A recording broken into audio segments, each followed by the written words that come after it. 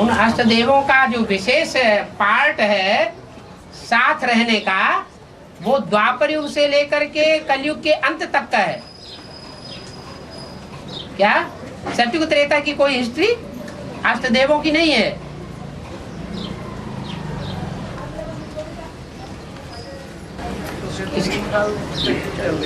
तीन साल कहाँ, जब प्रत्यक्ष होना होगा तभी तो चलेगी। जब जिसको प्रत्यक्ष होना होगा, कोई कहे कि सन 76 में ही प्रत्यक्षता वर्ष अव्यक्त तो बाप दादा ने क्यों बोला, पहले क्यों नहीं बोला, क्यों नहीं बोला? क्योंकि जो फर्स्ट ब्रह्मा है, वो फर्स्ट ब्रह्मा, उसका मृत्युलोक 100 साल से पहले पूरा ही नहीं होता, तो बोलेंगे क्यों? तो जिस टाइम पर जो बात आती है उसका रहस्य रुदा हुआ है वाणी में, और वो रहस्य भी बाप बताने वाला है। माँ की आत्मा तो गीता माता है, गीत गाने में वाली, जैसे गीत गाने वाले गाते हैं, बहुत से गीत गाने वाले ऐसे हैं उनका अर्थ गहरा मालूम ही नहीं है उनको, कहाँ अर्थ लग रहा है अब पता चल रहा है। वो गीत जिस समय गाए गए थे गाने वालों को पता नहीं, और असली बात यहाँ लागू हो रही। ऐसे ही ब्रह्मा की सोल वहां बोलती है, लेकिन उसका असली अर्थ जो बाप के बच्चे हैं उनको पहले पता पड़ता है।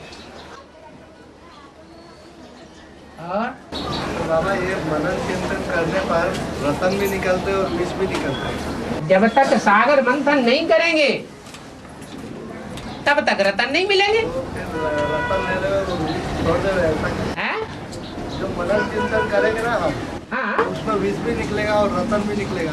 वो तो विष पीने वाला तैयार बैठा है, तुम काहे के लिए चिंता कर रहे हैं? भाई बोल रहा हूँ किसको पिलाए, किसको पिलाए? जो पीने वाला उसी को पिलाओ। घबराहट होती है क्या? घबराहट नहीं हो रही है? अच्छा, हाँ। और बाबा, हाँ। अपने सभी धर्मों के बीच समाये हुए हैं? अपने सभी धर्मों के बीच समाये हुए। मेरे में काहे के लिए समाये? तेरे में समाये, तेरे मम्मा पापा में समाये, मेरे में काहे के लिए समाये हो सब धर्म? मैं तो देवी देवता सनातन धर्म का पक्का बनूंगा। है?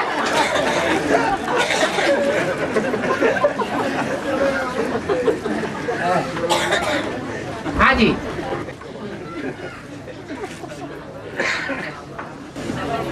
बाबा, हाँ, फोटो में से कोई में से भी कोई, हाँ, फोटो में से कोई में से कोई जो 108 पहचानते बाप को, हाँ। तो शिव बाबा उनमें 108 में प्रवेश करते हैं। शिव बाबा, शिव बाबा, शिव बाप, शिव बाबा, शिव बाप प्रवेश करते हैं कि शिव बाबा प्रवेश करते हैं?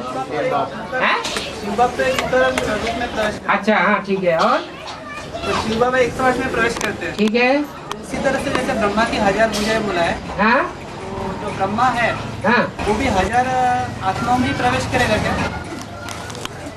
उसकी आत्माएं 1000 सहयोगी बनती हैं। हाँ हाँ, क्या 1000 भुजाओं में प्रवेश करने वाली बात नहीं बताई, ये बोला कि बच्चों में मम्मा बाबा प्रवेश कर सकते हैं। तो बच्चे, बोलने वाला कौन है? बच्चों में मम्मा बाबा प्रवेश कर सकते हैं, शिव बाबा। तो शिव बाबा के लिए जो विशेष नजर में बच्चे हैं राजा बनने वाले, उनमें ब्रह्मा की सोल भी प्रवेश करके पार्ट बजाती है, अभी भी बजाती है। तो ऐसी कितनी आत्माएं होगी? 108। 108 में से। हाँ, जिनमें प्रवेश करके दृष्टि की पावर देते हैं, वाचा की पावर देते हैं, उनकी सर्विस को बढ़ाए देते हैं। जो हिम्मत करने वाले बच्चे हैं, हिम्मते बच्चे मददे बाप, जो साबित होने वाले बच्चे हैं, उनको सहयोग मिलता है। उनकी प्रैक्टिकल में प्रविष्टा होती है या बुद्धि योग से प्रविष्टा? जब उनको शरीर ही नहीं है तो प्रैक्टिकल कहाँ से होगा? ब्रह्मा को शरीर है? अगर सूक्ष्म शरीर से तो वो प्रवेश करते हैं ना। सूक्ष्म शरीर से उसको प्रैक्टिकल थोड़ा ही कहेंगे। नहीं, उसका एक ही मुकर्रर रहता है ना, जो गुजरात। अरे कभी ब्रह्मा की बात करते हो, कभी शिव की, किसकी बात कर रहे हैं? हम दादा वो अभी ब्रह्मा की बात कर रहा है। ब्रह्मा की बात जो कर रहा है कि उसकी 1000 भुजाएं है। हाँ जी, आप किसकी बात कर रहे हैं? त्रिमूर्ति शिवा मला जो त्रिमूर्ति शिवा ओम में आया है, त्रिमूर्ति शिवा बन गए, तो चांद और जो सूरज है वो कौन है? त्रिमूर्ति ओम में दिया ऊपर। त्रिमूर्ति सेवा बन गए? हाँ बने ना। बन गए माने पहले नहीं थे? अभी ज्ञान से बन गए ना। ज्ञान से बन गए, पहले थे ही नहीं। पहले थे मगर अभी बाबा ने स्पष्ट कर दिया ना, बाबा ने क्लियर किया ना। अच्छा, क्या कहना चाहते हैं? हाँ, तो उसके ऊपर चांद और सूरज ऐसा है ना, वो कौन है? सूरज में चांद और तारे जैसा। बाबा ओम जो निकलते ना उसके ऊपर तो ओम शब्द है। उसके ऊपर तो आधा चंद्र निकलते हैं। ओम शब्द में आ शब्द भी है, आ अक्षर भी है, ऊ अक्षर भी है और माँ अक्षर भी है। इसके अलावा आपका चंद्रमा और चांद आ, ऊ और माँ माने ब्रह्मा, विष्णु और शंकर। और जो माँ का कार्य करने वाला है कार्यवाहक, उसके बगैर काम नहीं चलेगा। क्या यज्ञ के आदि में ब्रह्मा तो था, लेकिन सहन शक्ति का पार्ट, बजाने का उसका पार्ट नहीं था, इसलिए वो पार्ट कौन बजाएगा, इसलिए उसको सबसे ऊपर रखा गया चंद्रमा के रूप में। वो भी चाहिए, चारों आत्माएं चाहिए और बिंदी भी चाहिए, पांचों चाहिए। आ, ऊ, माँ, चंद्रमा और बिंदु रूप बनने वाला, ये 5 आत्माएं चाहिए, इसलिए हो गया ओम विष्णु।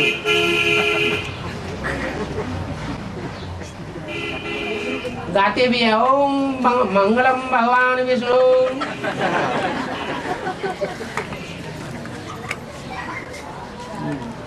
क्राइस्ट की आत्मा जो है? बाबा ने तो क्राइस्ट की आत्मा के लिए कहा है है? कि जैसे बेगर का पार्ट बजा रही है, इसी तरह से बाकी जो धर्म पिता है तो उनका भी यही काम होगा। नहीं, क्राइस्ट के लिए क्यों कहा स्पेशल? क्राइस्ट इसलिए कहा कि वो तो ध्वंस का पार्ट बजाता है। क्या जिसको सारी दुनिया का विनाश करना हो, वो पहले अपने को राख बनाए। क्या करे? अब खुद को राख बनाएगा तो दुनिया को खाक बनाएगा। खुद को ही खाक नहीं बनाया तो दुनिया को खाक में कैसे मिलाएगा? बाकी विदेशी जो है फिर धर्म पिता है? विदेशी धर्म पिता जो है बाकी, हाँ, वो भी तो ध्वंस का पार्ट बजाते हैं ना एक प्रकार से। एक प्रकार से बजाते हैं, लेकिन उस रूप में थोड़े ही बजाते हैं। है। और बाबा ये 100 साल का संगम हो गया ना, तो 100 साल में हर धर्म की बीज रूप जो भी धर्म पिता है उनकी धर्म खंड की स्थापना हो जानी चाहिए ना। जैसे आदि सनातन देवी देवता की स्थापना करने के लिए बाबा आते हैं, तो इसी 100 साल के अंदर भी यही सब धर्म स्थापन होने चाहिए ना। तो ही ब्रॉड ड्रामा में आपको चिंता लगी हुई है तो जरूर हो जाएगा। हाँ, क्योंकि यहाँ हर धर्म की शूटिंग का मतलब क्या है? 5000 वर्ष के ड्रामा की शूटिंग हो रही है, तो ड्रामा में कितने एक्टर्स हैं? एक्टर्स का टोटल नंबर क्या है मैक्सिमम? 500-700 करोड़। तो जो भी 500-700 करोड़, उसमें सब धर्म के आगे। तो हर धर्म की शूटिंग कहाँ हो रही है? इसी संगम युग में ही तो हो रही है। अब आपको अपनी चिंता लगी हुई है, माता जी को कुछ अपनी चिंता सता रही है। अपनी चिंता कोई नहीं, ये तो प्रश्न उठा तो कुछ आज उठा ना, समाधान कर लेना। ड्रामा प्लान अनुसार उठता है। नहीं समाधान कर लेना चाहिए ना। हाँ जी। और आगे बाबा मुरली में बोला है कि ब्रह्मा जो है वो नर है है? और नर जो करे वो नरक है। हाँ? तो यज्ञ के आदि में हाँ। नर ब्रह्मा जो किया वो हाँ। नरक था। हाँ? और उस नर को हाँ। सहयोग देने वाली जो द्वार थी वो गीता माता। ठीक है, तो लेकिन झूठी गीता माता साबित हुई। ना वो झूठी साबित हो गई। हाँ, तो उस समय सेवक राम की बुद्धि में ये बात बैठी क्या क्या स्त्री चोला ही नरक का द्वार है? क्योंकि बाबा एक मिनट, क्योंकि राम वही सेवक राम की आत्मा जब अगले जन्म में अगला जन्म लेता है तो शंकर जो दूसरी मूर्ति शंकर का पाठ बजाती है, तो उसी शंकर को आचरण करने वाला जो शंकराचार्य के आत्मा है, जो अपने आप को कहता है कि मैं शंकर को आचरण करता हूँ, उनने तो यही कहा कि स्त्री चोला जो है वो वो आचरण नहीं करता, वो शंकर टाइटल लेता है, टाइटल लेता है लेकिन आचरण नहीं करता, क्योंकि वो आत्मा जो है वो द्वापर के अंत में आने वाली और कलयुग के आदि में आने वाली जो आत्मा है शंकराचार्य की, वो वास्तव में ठेठ सन्यासी है, निवृत्ति मार्ग का। और तुम बच्चों के लिए बोला है तुम कभी निवृत्ति मार्ग में जाते ही नहीं हो, तुम्हारे संस्कार ही नहीं है निवृत्ति के। मुरली में बोला है तुम बच्चे कभी निवृत्ति में जाते ही नहीं, तुम्हारी निवृत्ति के संस्कार ही नहीं। एक जाए तो दूसरे के साथ प्रवृत्ति, दूसरी जाए तो तीसरे के साथ प्रवृत्ति, तीसरी जाए चौथे के साथ प्रवृत्ति, निवृत्ति होने का सवाल ही पैदा नहीं होता। पक्के प्रवृत्ति मार्ग वाले। तो फिर बाबा जैसे बाबा बताते अंत में सभी धर्म पिता जितने भी हैं, पक्के प्रवृत्ति का मतलब ये है जब तक एक है तब तक है, और जब नहीं है तो निवृत्ति में रह नहीं सकते, प्रवृत्ति चाहिए ही चाहिए। इसलिए मिसाल दिया है, भारत में एक स्त्री मर जाती है तो कहते हैं एक जूती गई, अब दूसरी लेते हैं, 2, 3, 4 भी कर लेते हैं। ये ब्रह्मा भी पुराना तन है ना बाबा। मुरली में तो यही बताया कि अंत में सभी जितने भी धर्म पिता है उनको भी जब संदेश मिलेगा तो वो उसी समय जब शरीर छोड़ेंगे तो द्वापर में जब उतरते हैं तो अंतमते गते अनुसार वो वही संदेश देते आते बिल्कुल द्वापर में। जितना उन्होंने समझा है उतना ही देंगे। हाँ, जितना उन्होंने अनुभव किया महसूस करते हैं। हाँ। तो शंकराचार्य आके ये क्यों कहता है कि नारी नरक का द्वार है? हाँ। क्या वो उस समय ये महसूस करता है कि नारी नरक का द्वार है? अंत में जब संदेश बिल्कुल अनुभव करता है, उसके अंदर संस्कार ही नहीं है साथ रह करके जीत पाने के, इसलिए उसके अंदर अनुभव क्या भरा हुआ है, हिम्मत ही हारे बैठा है। तो उस समय क्या वो जो गंगा जो है हाँ। सन्यासियों को सुधारती है। हाँ।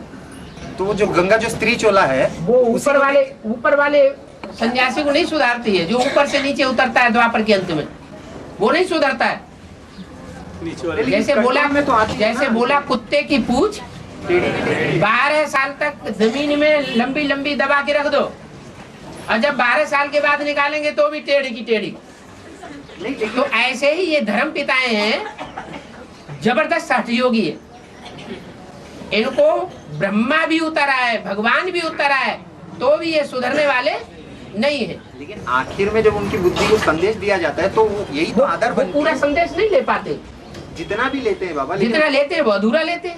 लेकिन मानते तो उन्हीं से है ना, गंगा से ही मानेंगे ना, गंगा के द्वारा जो संदेश दिया जाएगा उसी को मानेंगे। गंगा पतित पावनी तो नहीं है? नहीं, पतित पावनी नहीं है। हाँ। लेकिन जब गंगा देगी संदेश तो उस समय क्या वो ये सोचती है कि गंगा ने इतना लेट दिया तो नारी नरक का द्वार है।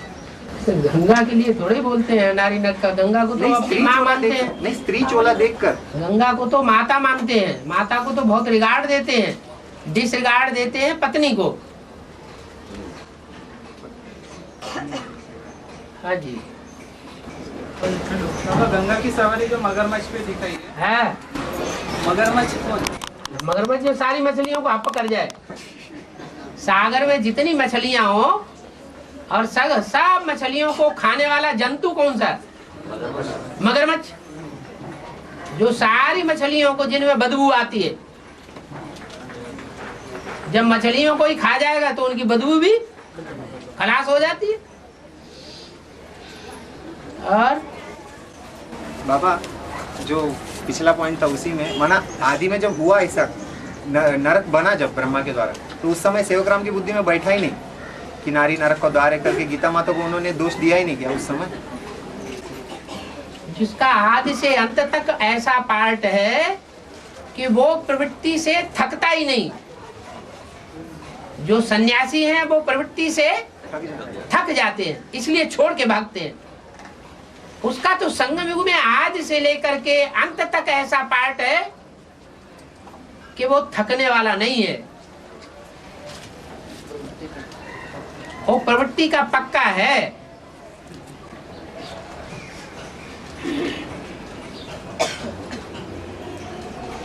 शिव की वृत्ति एक में पक्की है। वो कौन है? शिव की। शिव माना ज्योति बिंदु, उसकी प्रवृत्ति एक में पक्की है। वो कौन है? प्रजापिता। तो ये पक्की प्रवृत्ति है। ये प्रवृत्ति आदि से लेकर के अंत तक, कलयुग जब समाप्त होता है और परमात्मा शिव आने को होते हैं, तब तक वो प्रवृत्ति टूटती नहीं। माने वो आत्मा आत्मिक स्थिति में रहने वाली है जन्म जन्मांतर। इसलिए ढेर सारे शास्त्रों का सृजन होता है उसके द्वारा। आत्मिक स्थिति में रहे बगैर मनन चिंतन मंथन नहीं हो सकता। लेकिन परमात्मा स्थिति नहीं रहती द्वापर युग से। ये भूल जाते हैं कि मेरा हीरो का पार्ट है, ये भूल जाते हैं कि परमात्मा का पार्ट किसका है, परमात्मा पार्टधारी कौन है। इसलिए सब गड़बड़ हो जाता है।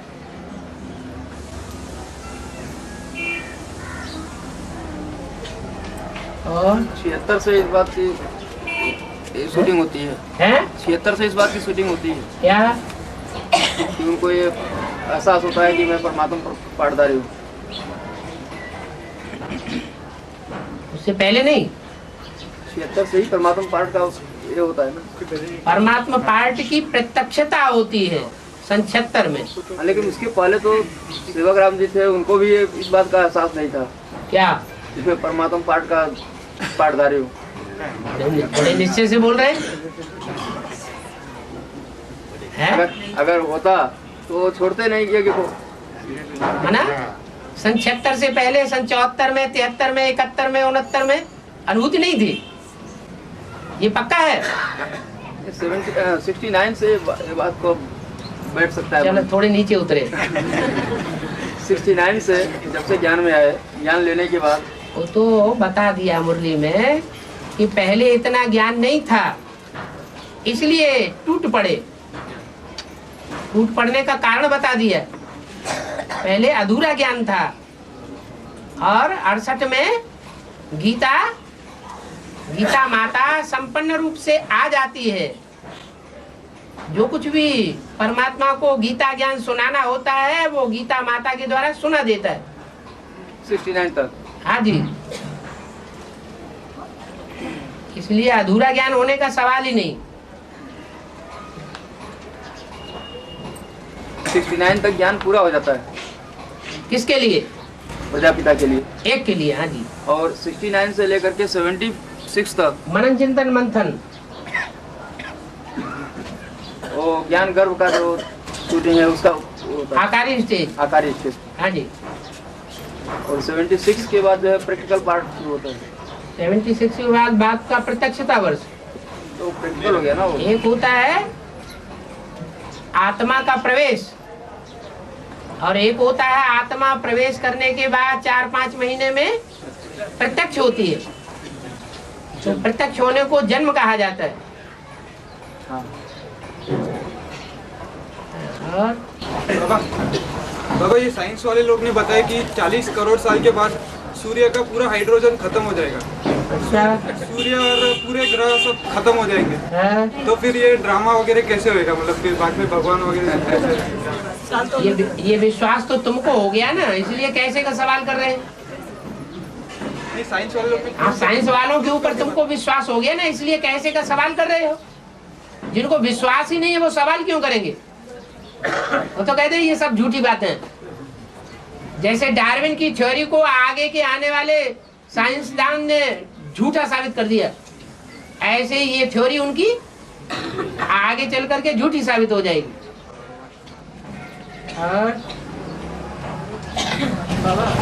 बाप जो है वो धर्मी का आधार लेके चलता है ना। हैं?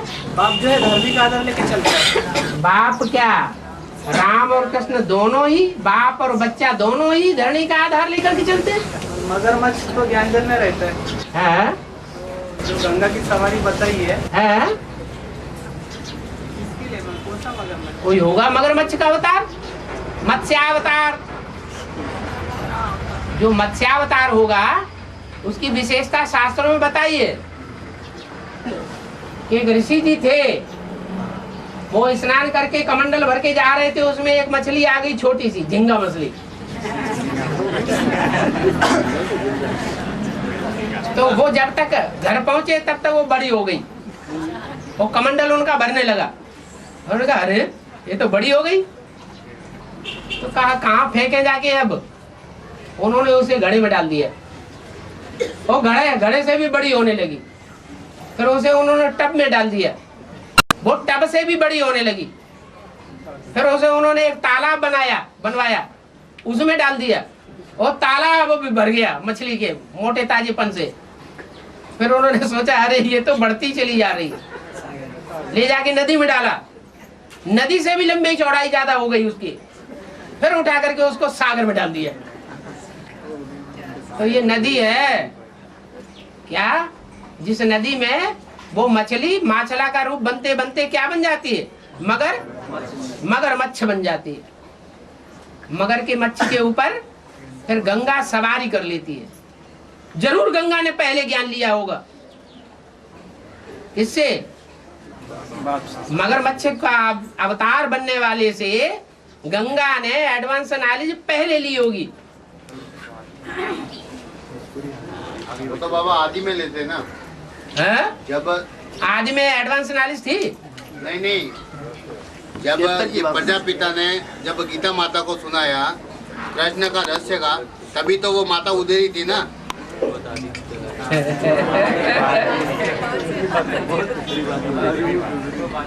मतलब बीजारोपण किया तो गंगा के आत्मा तो वही है ना। कौन? वो माता। कौन माता? प्रजापिता के साथ में थी वो, सेवाग्राम के साथ में। अनुमान से नुकसान हो जाता है। लंबे समय तक अनुमान लगाने से लंबे समय का नुकसान हो जाएगा। तो बाबा उसको पहले कहते हैं अपना गंगा अलग है, सरस्वती जगदम्बा अलग है। कि सरस्वती जगदम्बा ही गंगा है? नहीं, अलग अलग है। कि तुमने मिला के दोनों को एक कैसे कर दिया? एक किधर किया बाबा? है? एक किधर किया? एक तो किया ही नहीं ना। कर तो दिया, अभी तो कह रहे जो गंगा है वही जगदम्बा है। नहीं बाबा, अरे ये भर गया इसमें। नहीं बाबा, एक नहीं किया ना। बोलो क्या कह रहे? मतलब जो ये जो है गंगा जो आधार लेती है, हाँ, तो मुख से निकलती है, बोला है? मुख से गंगा निकलती है। गंगा गौमुख से निकलती है। हाँ जी। हाँ, तो जिसका आधार ले लिया मतलब गौमुख का आधार लेती है, मतलब गौमुख में सवारी करते, ऐसी बात हो जाती है। गौमुख से निकलती है, गौमुख से गंगा निकली, वो तो उसका उद्गम बताया। फिर जब मैदानी इलाके में आती है तो मगरमच्छ पर सवार हो जाती है, सवारी कर लेती है, अपने कंट्रोल में चलाती है मगरमच्छ को। है? गंगा गंगयान गंगाएं निकली है अंत में। अभी उत्तर भारत से निकली है क्या? बाबा पूरे 18 साल के वानिया जो क्लियर नहीं होंगे क्या? हैं? पूरे 18 साल के जो वानिया चली, हाँ, वो वानिया सब क्लियर पहले मिले तब तो क्लियर हो। नहीं, फिर अभी तो सब पार्ट भी खुलते जा रहे हैं। जब हफ्ते दो में से भी 2 पार्ट खुल गए तो मतलब वानी 5 साल के वानी, 4-5 साल के वानी तो क्लियर हो गई ना। बाकी तो वानी तो जब टाइम आएगा तो सब क्लियर हो जाएगा। तुमको तो आखिरी माल मिल गया ना। हाँ, वो तो तुम्हें क्या चिंता? तुमको आखिरी 5 सालों में जो मुरलियाँ चली हैं उनका निचोड़ मिल गया। और अभी तो वो भी बात है ना, मुरली में तो ये भी बोला ना कि कराची में जो बक्से में दफन करके रखी है उनको भी क्लियर करना है। तो उसमें और क्या ज्ञान होगा? तो कोशिश करो, निकाल के ले आओ।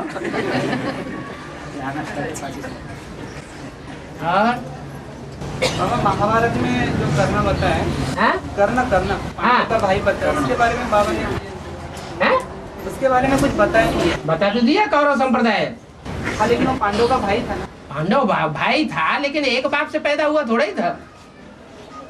कौरवों का साथ दिया ना। हाँ, कौरवों को इसीलिए साथ दिया, लेकिन था पांडव का भाई। जो सूर्य से जो पैदाइश होती है, भगवान आते हैं तो सबसे पहले ज्ञान किसको देते हैं? सूर्य को। तो सूर्य से जो पहली पैदाइश होती है वो असुरों की होती है या देवताओं की होती है?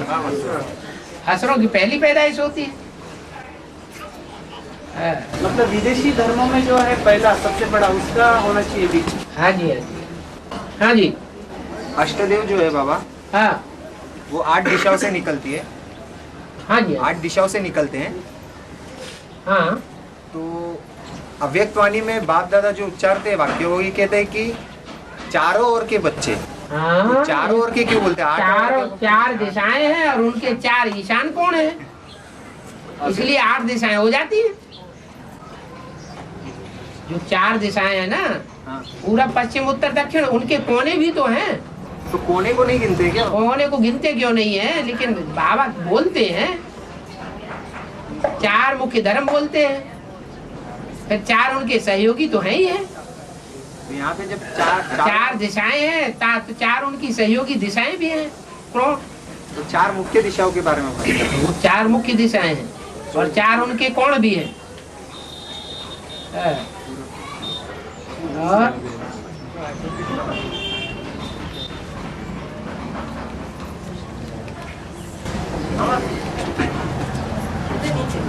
अष्टदेव में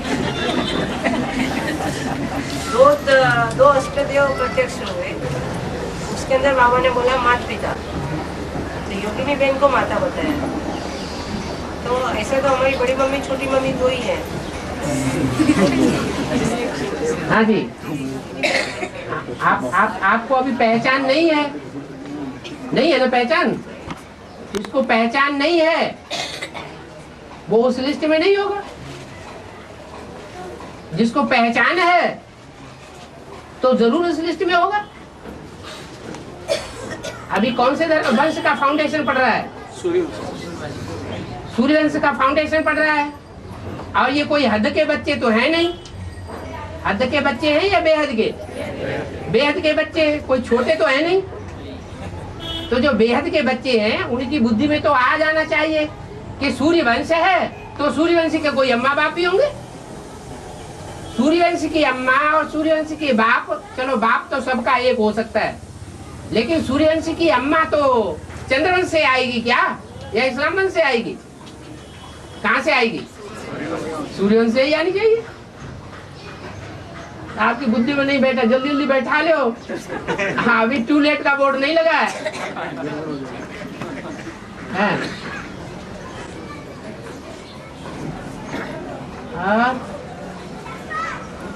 सागर मंथन के समय जो सर्प में लाया गया है, सागर मंथन के समय हाँ, वासुकी सर्प लाया गया।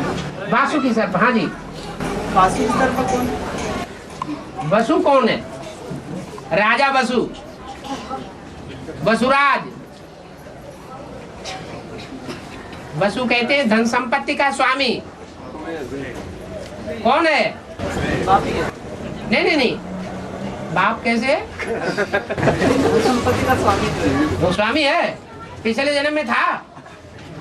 पिछले जन्म में सारी सृष्टि का बाप था या नहीं था? उससे पहले जन्म में था या नहीं था? था। तो वो वसु है। पूर्व जन्मों में द्वापर युग से कलयुग के अंत तक के जन्म 63 जन्मों में उसको वसु कहें। कौन है वसु? अरे धन संपत्ति का स्वामी कौन है? नहीं, वो तो कुबेर स्थूल रूप में बता दिया, लेकिन वास्तव में कौन है? शिव बाप। शिव बाप जो है वो धन संपत्ति का स्वामी है, प्रजापिता नहीं है। असली वसु कौन है? असली वसु राजा है, वो शिव बाप है। और उसका बच्चा हुआ वासुकी। जैसे ब्रह्मा से ब्राह्मण, विष्णु से वैष्णव, शिव से शैव, एक मात्रा बढ़ती है फॉलोअर के अर्थ में। ऐसे ही वसु से वासुकी नाग, तो वो बच्चा हुआ क्या? हाँ, उसकी खींचतान मची होगी। असुर अपनी तरफ खींचते हैं, पूछ मुंह की तरफ, मुंह पकड़ के। ऐसा की बोला, ऐसा बोला मुरली में ऐसा बोला ना, इस तारीख की मुरली में ऐसे बोला, ये बात ऐसे बोली, तो ऐसे क्यों, वैसे क्यों? वो मुंह पकड़ते हैं। और देवताएं जो बोला सो अच्छा बोला, जैसे बताओगे वैसे चलेंगे। हमें पीछे पीछे चलना ही तो है। और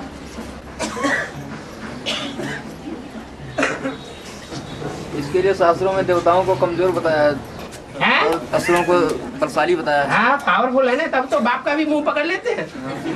है? मुंह बंद करो, ज्यादा बकबक करने की जरूरत नहीं है।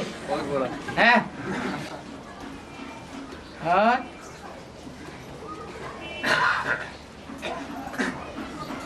बाबा 2018 में जो है 2018 में 18-19 में जब कृष्ण का जन्म होगा तो नारायण तो संपन्न रूप में होगा। हाँ जी, तो उस समय तो शिव सुप्रीम सोल उसमें प्रवेश होने की बात नहीं है। चलो ठीक है, पता भी तो नहीं चलेगा कब प्रवेश है कब नहीं चले, कब प्रवेश है। हाँ, संपन्न है तो प्रवेश होने की तो बात नहीं है। हाँ, तो 2036 तक संगम युग बोला है। हाँ, तो ये बात थोड़ा अलग अलग है। क्यों अलग अलग है? मतलब शिव सुप्रीम सोल फिर कहाँ रहेगा उस समय? कहाँ रहेगा? एक बात जो बाप समान बना दिया, फिर कहाँ रहेगा ना रहेगा, सवाल ही कहाँ पैदा होता है। लेकिन वो जाने के बाद तो संगम युग खत्म हो गया ना। उसका क्या जाना क्या आना अभी तुम्हें पता चलता है? जब अभी पता नहीं चलता है तो तब का पता कहाँ से चलेगा? लेकिन फिर संगम युग तो जैसे वो बुद्धि चलाने की बात है ना, सिर्फ पता तो ना अभी चलता है, न यज्ञ के आज में पता चलता था, न 76 में पता चला, और न अंत में भी पता नहीं चलेगा कब आया कब चला गया। अभी भी तुमको डायरेक्शन क्या है? क्या समझो? लेकिन नहीं समझते। सन 18 तक इंतजार करेंगे। तो फिर ये प्रश्न की विचार बेकार हो गई, ये प्रश्न बेकार हो गया ना, लेकिन चलता है। और बाबा एक वार्तालाप में कहा है कि सात्विक स्टेज में जगदम्बा चैतन्य बुद्धि होती है और तामसिक स्टेज में जड़ बुद्धि बनती है। हाँ जी, लेकिन माया जो है सात्विक स्टेज और तामसिक स्टेज दोनों में जड़ बुद्धि होती है। हाँ, सात्विक स्टेज में जड़ बुद्धि होती है। हाँ बाबा, वार्तालाप में कहा था। ये कोई बात नहीं, हर चीज की 4 अवस्थाएं होती हैं, माया की भी 4 अवस्थाएं हैं। तो जड़ बुद्धि की भी 4 अवस्थाएं होगी ना? जड़त्वमयी जो बुद्धि है उसकी भी 4 अवस्थाएं हैं, धरणी की भी 4 अवस्थाएं हैं, प्रकृति की भी 4 अवस्थाएं हैं। सत्युग के आदि में सतो प्रधान, कलयुग के अंत में तमो प्रधान, माया भी द्वापर के आदि में सतो प्रधान और कलयुग के अंत में तमो प्रधान। माना सात्विक स्टेज में माया बाप की सहयोगी होती है?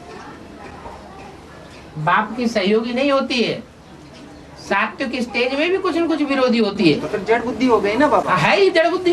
तो सात्विक स्टेज में भी जड़ बुद्धि होगी? उतनी जड़ बुद्धि नहीं है जितनी 5 तत्वों की आधार जो प्रतिनिधित्व करने वाली शक्ति है प्रकृति, उतनी जड़ बुद्धि नहीं है। इसलिए अंत में माया जो है प्रकृति के 5 मुखों को भी अपने कंट्रोल में कर लेती है। रावण जो है, माया रावण प्रकृति के 5 तत्वों को, 5 देवताओं को अपनी पाटी से बांध करके रखता है, जैसे चाहता है वैसे चलाता है। जब सात्विक स्टेज में भी थोड़ी सी जड़ बुद्धि होती है, माया होती है ना बाबा? ये कौन कहता है नहीं होती है? हाँ, तो फिर जब बाबा ने बताया कि माया बुद्धि से सबसे पहले सरेंडर होगी, तो थोड़ी सी जड़ बुद्धि होती है। हाँ, तो फिर पूरा सरेंडर कैसा हो गया? पूरा सरेंडर होती है इसलिए कि दुनिया के जो भी 5 विकार हैं वो भी सात्विक स्टेज पकड़ते हैं उस समय, सत्युग की आदि में। नहीं, लेकिन जब सरेंडर होगी तभी तो सरेंडर होगी, तभी तो तामसिक होती है ना स्टेज। माया भी कोई आत्मा है ना। हाँ, आत्मा है, जैसे प्रकृति भी कोई आत्मा है वैसे माया भी आत्मा है। लेकिन कंट्रोल कौन करता है और कंट्रोल होने वाली कौन है? करने वाली माया है। कंट्रोल करने वाली प्रकृति को भी कंट्रोल करने वाली माया है। तो प्रकृति के मुकाबले ज्यादा चैतन्यता है ना उसमें। नहीं, लेकिन जब सरेंडर करती है बुद्धि तो थोड़ी सी जड़ तो रहती है ना माया की बुद्धि। देखो रावण है, उसके हाथ में भी 5 वेद शास्त्र दिखाए जाते हैं। जैसे ब्रह्मा के हाथ में वेद शास्त्र दिखाते हैं वैसे रावण के हाथ में भी वेद शास्त्र दिखाते हैं। माना प्रकांड विद्वान है या उसे बुद्धू कहेंगे? विद्वान। अगर बुद्धू कहें तो सारे ही तो उसके चंबे में आ गए, सारे ही 33 करोड़ देवता हैं। लेकिन फिर भी जड़ बुद्धि कहेंगे ना बाबा उनको। विद्वान भले है तो इतना जड़ बुद्धि कि सबको जड़ बुद्धि बना दिया, सबको मूर्ख बना दिया। तो उनके मुकाबले तो ज्यादा बुद्धिमान हुआ ना। उनके मुकाबले हो जाता है तो और किसको रहेगा? नहीं, लेकिन फिर जड़ जो माया है वो माया में इतनी बुद्धि की ताकत है कि बापटा का डायरेक्शन उसको मिला हुआ है कि हे बच्ची, जो मेरी श्रीमत पर नहीं चलते हैं उनको तुम खुद भटकाओ। तो बुद्धि का कमाल है ना उसका कि प्रजापिता जैसी आत्मा है उसको भी फटकाए लेती है। ऐसा कोई अहंकार न करे कि माया हमको नहीं गिरा सकती। सर्वशक्तिमान फिर रुस्तम के साथ भी वो रुस्तम होके लड़ती है। हाँ, रुस्तम, और जो रुस्तम जितना ज्यादा रुस्तम बनेगा उसको रुस्तम होके गिराएगी।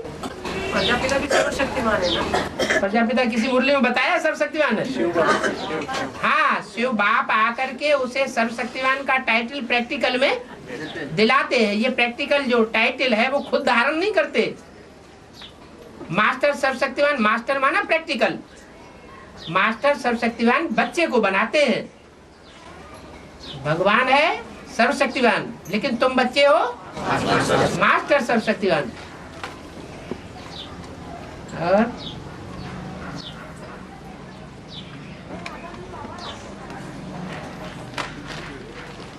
बाबा एक होता है जैसे तुम बात नहीं समझ पाएंगे फिर उसका जवाब सही नहीं आएगा। हाँ, जैसे बाबा ने बोला जो पुरुषार्थ करते हैं हम, मतलब एक तो आत्मिक स्थिति में टिकना है, मतलब अपने को खुद को आत्मा समझ के दूसरे को आत्मिक रूप में देखना, और एक पुरुषार्थ है मनन चिंतन करना। माना ज़्यादा मनन चिंतन में ही रहना है, बुद्धि को मनन चिंतन में लगाए रखना। तो दोनों अलग अलग है, तो श्रेष्ठ उनमें से कौन सा? दोनों अरस परस हैं, अलग अलग नहीं है। जितना हम बीज रूप स्टेज में टिकेंगे, क्या जितना बीज है वो बीज झाड़ से डिटैच हो जाएगा, बीज रूप स्टेज में टिक जाएगा, सूख जाएगा, परिपक्व हो जाएगा, उतना वो वृक्ष को विस्तार में ले आएगा। कब लाएगा विस्तार में? जब उसमें नमी पानी पड़ेगा। क्या सिर्फ पानी ही नहीं, धरनी भी चाहिए। तो धरनी के संग और पानी के संग से और योग की अग्नि से वो बीज जो है विस्तार को पाता चला जाता है। छोटा सा बरगद का बीज और कितना बड़ा वृक्ष बन जाता है। ऐसे ये विचार सागर मंथन की गति है। जितना अपने को बीज रूप स्टेज में टिकाएंगे, आत्मिक स्थिति में स्थित होने की प्रैक्टिस करेंगे, न चाहते हुए भी मनन चिंतन मंथन अपने आप चलेगा। विस्तार में जाना सहज होता है या सार में टिकना सहज होता है? विस्तार में टिकना सहज होता है, विस्तार में जाना सहज, और सार में टिकने के लिए पुरुषार्थ करना पड़ता है। तो जिस बात के लिए पुरुषार्थ करना पड़ता है वो ही काम करना चाहिए।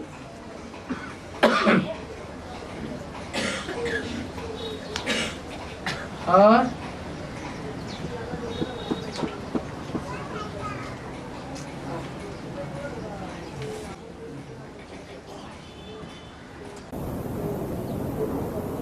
कहते हैं ना, पानी मांगने लगोगे लेकिन ये छाछ है।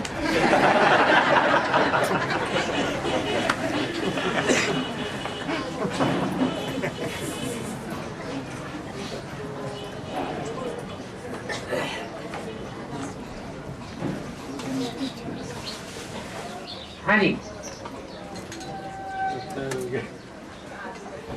दूध कब आए?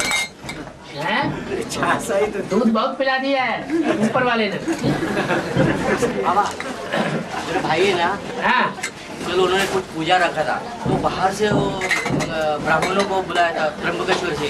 हाँ। वो लोग सात्विक यानी अपने हाथ से खाना बनाते हैं। उन्होंने घर से नहीं खाया तो अपने कोई उनके साथ में कोई बात आई थी तो उन्होंने खाना बना के उनको खिलाया गया, घर से नहीं खाया। और वो उन्होंने भी सात्विक राजसिक और तामसिक स्टेज होती है ना, हाँ सात्विक स्टेज होती है ना ब्राह्मणों में भी।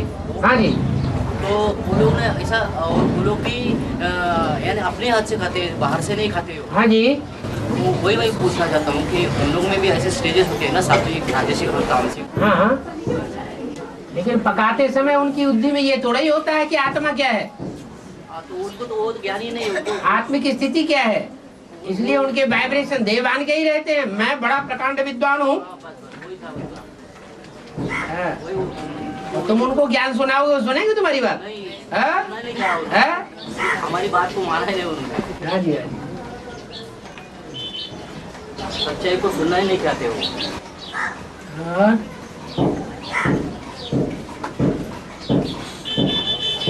बाबा मुरली में जिक्र किया राजा सगर के 60,000 बच्चे थे, उन्हें कपिल मुनि ने श्राप दिया और वो भस्म हो गए। तो ये 60,000 का हिसाब कहाँ लगता है बाबा? क्योंकि बाबा ने कहा है कि 9 धर्म है, 9 धर्म को अगर 50,000 के एक का ग्रुप बना दिया जाए तो अगर मगर क्या है? तो 4.5 लाख तो अगर मगर करें तो वो तो फिर अनुमान हो गया। अगर इसीलिए किया बाबा क्योंकि बाबा ने जिक्र 60,000 का किया है। हाँ। लेकिन 4.5 लाख का हिसाब 50,000 के रूप से होता है, तो ये 10,000 का जो 60,000 को संदेश मिला होगा और भस्म होगा। और जो संदेश मिला होगा और संदेश लेकर के उन्होंने एक्ट में लाया होगा तो उनका गायन हो गया। पुत्र किसके पुत्र? सागर के पुत्र। और उन्होंने उतना पुरुषार्थ नहीं किया होगा, लेकिन कपिल मुनि उस समय तक और उन्होंने पुरुषार्थ नहीं किया, उन 60,000 ने पुरुषार्थ किया। लेकिन बाबा ने मुरली में बोला तो अब हिसाब लगाओ कि यज्ञ में कब ऐसा टाइम हुआ कि 60,000 ने वो संदेश ले लिया। संदेश लेने के बाद पुरुषार्थ शुरू कर दिया, ब्राह्मण बन गए। ब्राह्मण जीवन में पवित्रता को 1 दिन 2 दिन 4 दिन 8 दिन धारण कर लिया। वो ऐसा टाइम कब हुआ? तो सागर के बच्चे बन गए। आज में थोड़े ही सागर के बच्चे बने और कपिल मुनि के सामने पहुंच गए।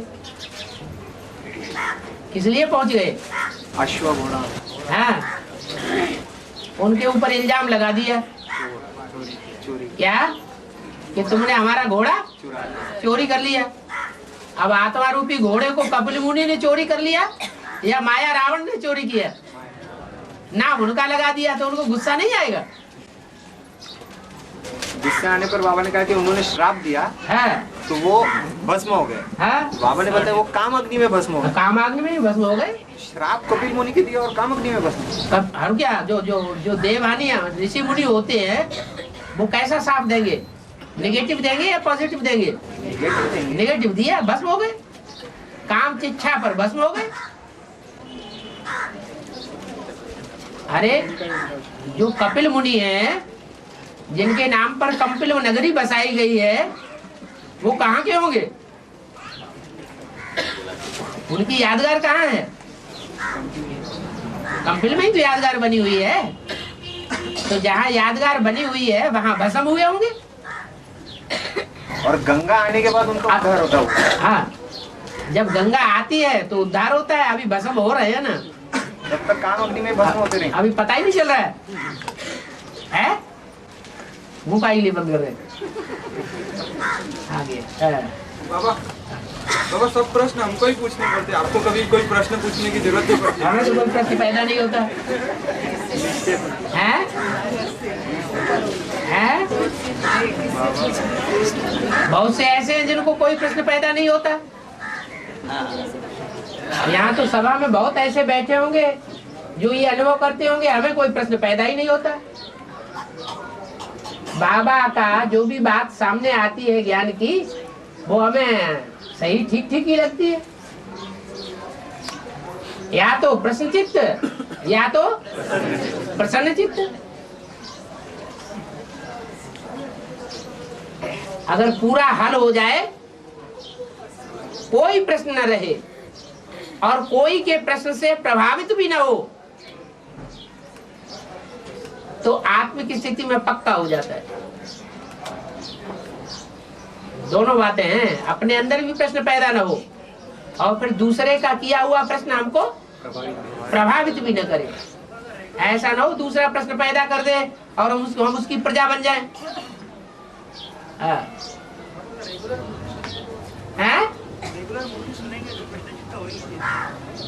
हाँ, रेगुलर और पंक्चुअल स्टूडेंट बने ना, वो भी अंदर से देखना है हम कितने रेगुलर स्टूडेंट हैं और कितने पंक्चुअल हैं।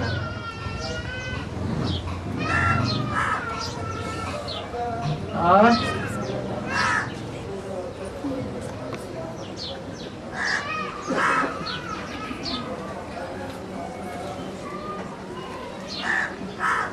चलो सब प्रसन्न चित्त हो गए।